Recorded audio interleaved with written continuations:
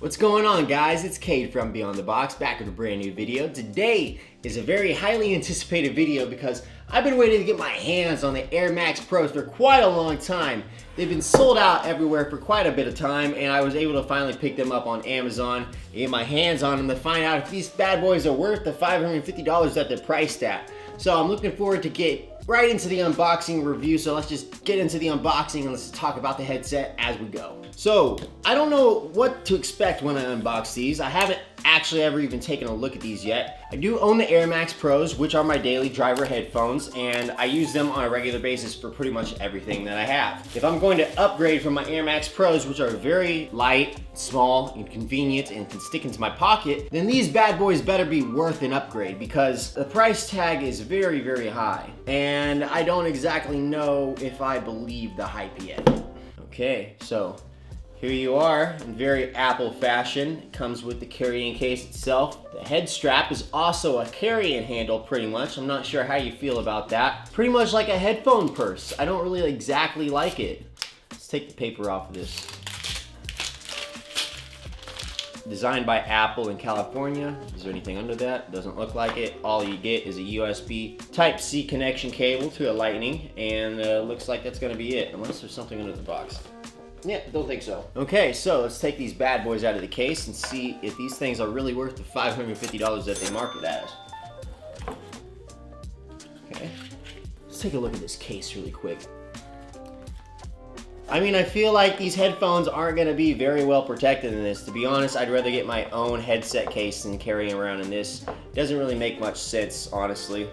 I mean, like, I would rather just put them in a different case. I don't like this case at all. This case is stupid. Okay, so now that we got the AirPod Max Pros unboxed, you can see the inside. You got the right ear cup and the left ear cup. In the inside of each ear cup, you're gonna find one optical sensor and one position sensor, one case detect sensor in each ear cup as well, and an accelerometer in each ear cup, as well as a gyroscope in the left ear cup only. So that's the sensors inside, and there's actually 9 microphones total built into this headset. So on the right ear cup, it's actually got a little dial, similar how Apple Watch has a dial. I don't know if that's gonna be the volume up and volume down control. We're gonna take a look in a second. It's got one standard button on the right, it looks like. Oh, it looks like they're powered on now. Yeah, it looks like there's only one physical button and one dial on the right ear cup, and that's all. And by the way, this is powered by Apple's new H1 chip. There is an H1 chip in the left and the right ear cup. The headphones are gonna give you up to 20 hours of listening time on a single charge with active noise cancellation on or transparency mode enabled, up to 20 hours of movie playback time on a single charge, and up to 20 hours of talk time on a single charge, and up to 5 minutes of charge time provides about an hour and a half of listening time. Doesn't exactly state how long it's going to take to charge. You guys can Google it, be your own judge on how long it takes. I wish they just were more honest and direct about how long the charge time takes to figure out how long it's going to take. And this is going to go all the way back to working with your iPhone SE. Anything below that doesn't look like it's going to work with the iPhone 5 or anything below that. So make sure you have an iPhone SE first generation or higher. It looks like Apple designed these headphones with a few environmental features in mind to help reduce pollution and impact the environment a little bit better. So that's great. So let's finally get these things on our head and test them out for the first time. And you can see, do you see that on camera? That's like sweat and perspiration from just holding them for a split second. So it looks like they are gonna hold fingerprints mighty easily, depending on what color you get, so be careful with that. The standard slide the left ear cup up and down, and it just started beeping at me when I put it on. Okay, let's finally pull open our iPhone and let's see if we can get these headphones connected. Waiting. Hello. Okay, so this button on the top right is the active noise cancellation button. So you press and hold it to turn it off, and you press and hold it to turn it back on. Now, why are they not just being ready to pair with an iPhone? I don't know. It looks like the only way to pair these headphones for the first time is to actually put them in the case and to take them out, I believe. So let's see if that works.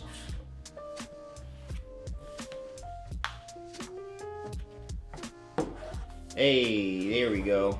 Now they work. So the only way to pair these headphones is directly take these things out of the case and then they'll pop up on your phone. Okay, noise control, media control. Press the digital crown once to play, pause, skip. Okay, thanks for, yeah, you're supposed to teach me how to do this, but you're just jumping through the controls before I can even learn it. Press the volume slider to view additional controls for noise cancellation and transparency in the control center. Nice, okay, cool. Okay, let's set it spatial audio and turn on supported videos. And looks like it's 67% charged already. So active noise cancellation works pretty well because it's not on right now and it sounds like everything is amplified. These 9 microphones sound insane. I sound like I'm speaking into a microphone directly in front of me. Let's play some J. Cole. Oh, as soon as we take them off, the music stops. So the music doesn't automatically play as soon as you put the headphones back on. You have to manually press the play button instead of how you can manually pause the music by taking the headphones off, which is kind of annoying that you can't do it both ways. Let's get the AirPod Pros. I need to compare these. Okay, so let's check these out really quick.